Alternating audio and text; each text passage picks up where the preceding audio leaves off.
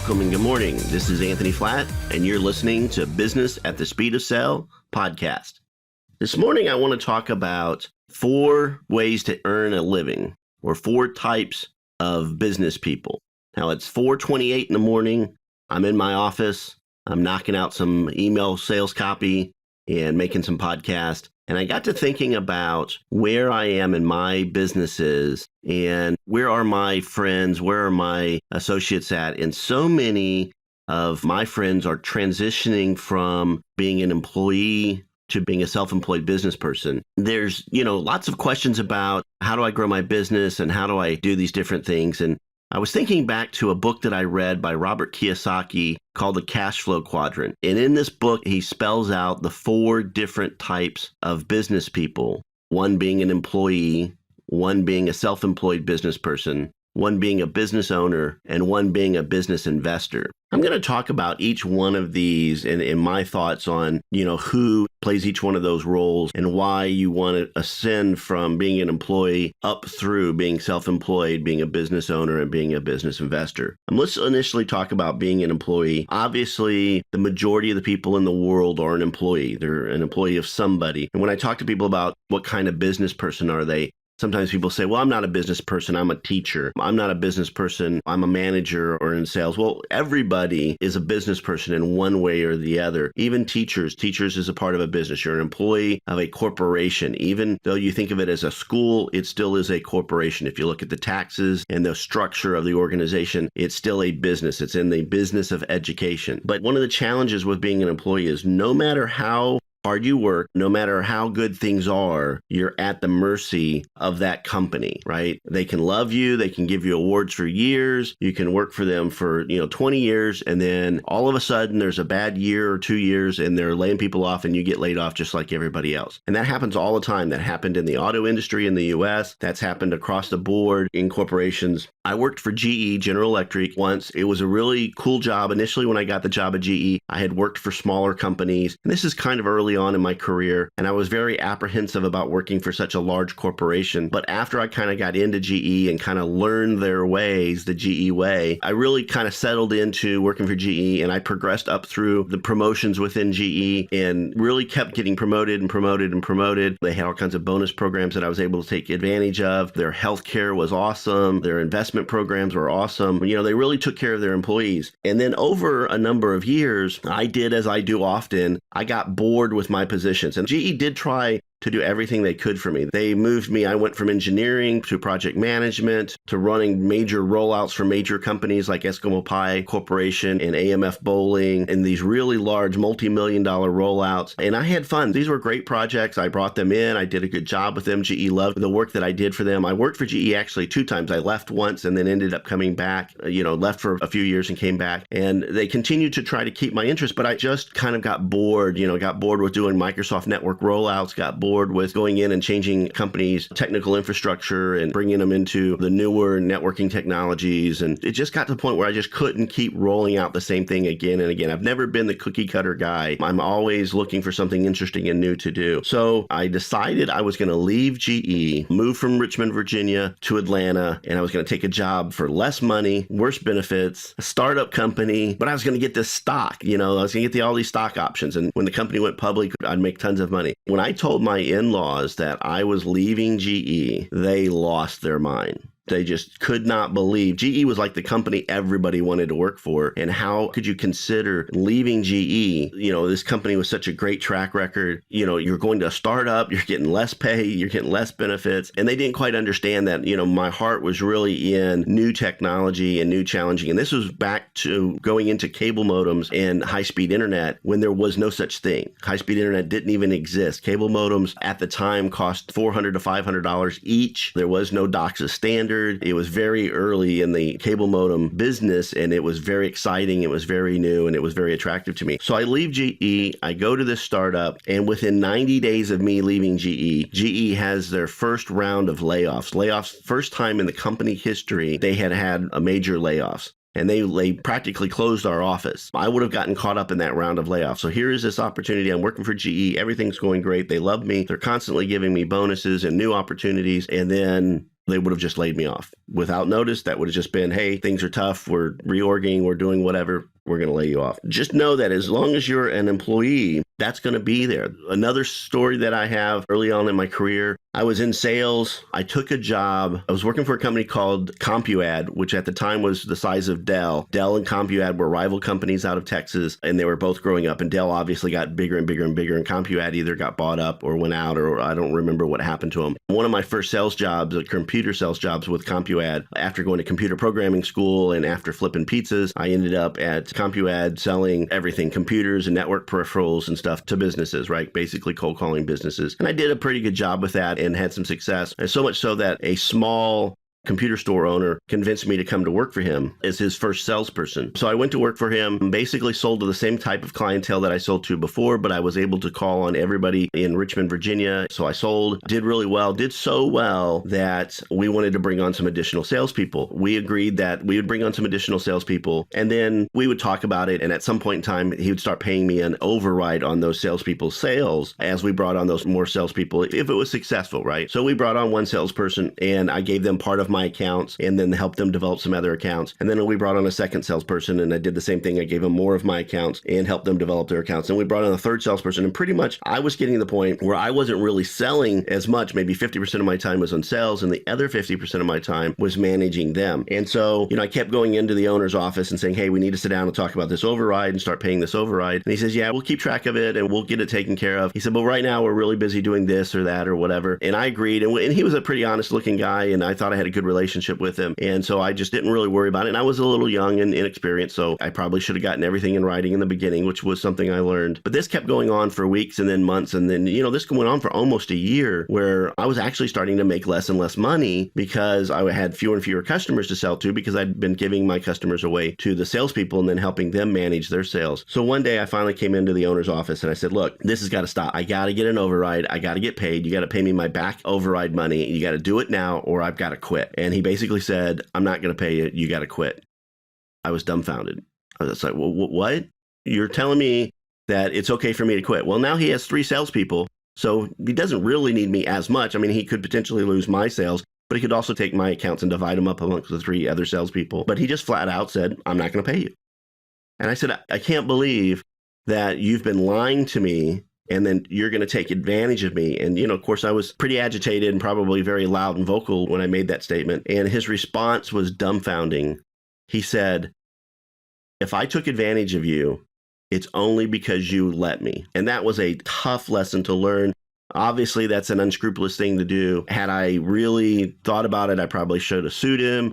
I probably should have done a lot of things. The thing I did do is I went in and destroyed my office, which most of the stuff in my office was my stuff. So destroying my office probably wasn't that good of an idea. But I ended up packing up that day and I ended up quitting, and I never went back and I never talked to that person again. No matter how good you think it is. I mean, I thought things were going great. Sales were going good.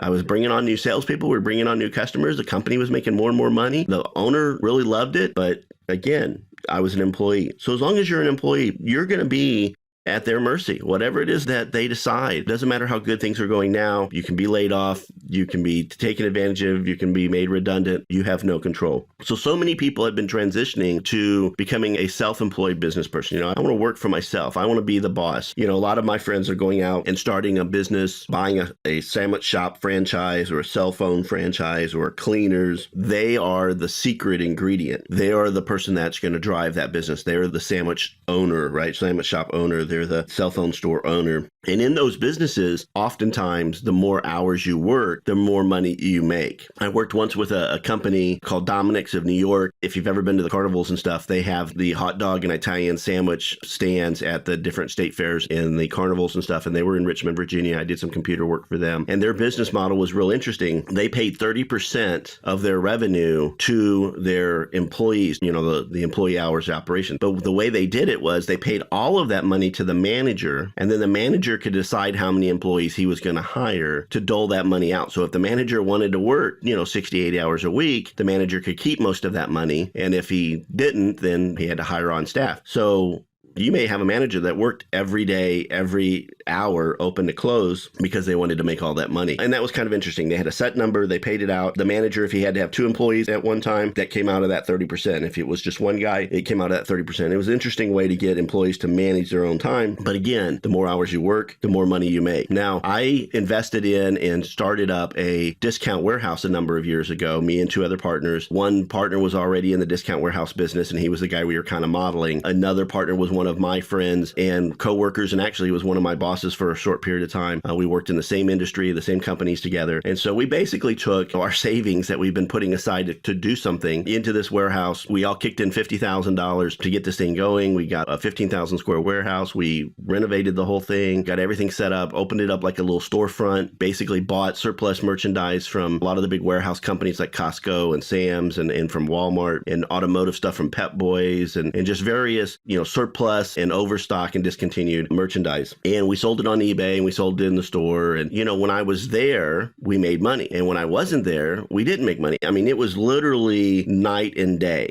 I was there, we made money. I wasn't there, we didn't make money. And it was because, when the cat's away, the mice will play. The employees didn't work as hard when I wasn't there. The employees didn't push to sell the merchandise as aggressively as I did when I was there. And, they goofed off and did whatever. And some of the employees were high school age kids that were, just stocking shelves and helping customers, or supposed to be helping customers. And some of them were, my friends and relatives and other adults that I had hired that are supposed to be doing a job. And even that, things didn't get done as aggressively when I wasn't there. And so ultimately, I made more money in my day job. I did my day job. I had an office inside an office. So I had an office at the warehouse as well. And I just couldn't make it work because I was a self-employed business person. And I also learned that I'm not a big fan of a lot of employees. My expectations of myself are very, very high. My expectations of my employees are very, very high. And I found that most employees do not want to work for their employer at the level that I want them to and that I need them to. So ultimately that didn't work. Again, you're the self-employed businessman or business person, but you're the secret ingredient. When you're gone, it doesn't work. And it also makes it hard to scale that because you can't be at every location. So the second phase, we'll talk about self-employed business person. So then the third phase, the third type of business owner, the third way to make money is being a business owner. And that's the model that I like the most. The easiest way to understand it for me is to just think about real estate. If you own a property and you're renting that property, be it a business property or a house or an apartment, you have revenue coming in from that asset. So you have a real estate asset and it's generating money and you're making money off of that real estate asset. The more of those you have, the more money you're going to make. And then you can leverage those assets to then buy more assets, right? So when you own a property and you're paying your mortgage on that property, as your monthly rent comes in, your lease payments come in from your renters or your leasers, you take that money and you pay down on your loan. And then as your loan gets paid down, you build equity in that property, and then you can borrow against that property, then go buy another property. And then you can keep doing this again and again and again. And that's the way the real estate market has worked for many, many years. And there's a million different ways to look at that. I know that's a very simple example, so I'm not attempting to explain the entire real estate market, but that's just basically how investing in real estate works. The challenge today, obviously, is a lot of people are investing in real estate and the market is going up and down and property values are going up and down. So it's been fluctuating. And so some people have made money in real estate. Some people have lost their shirt in real estate. I think there's still lots of opportunity in real estate, but I think generically it's a lot tougher than it was 5 or 10 or 20 years ago to make money in real estate. A lot of people are still flipping houses. A lot of people are still buying foreclosures, but the general buying of property and renting and leasing is getting harder and harder. But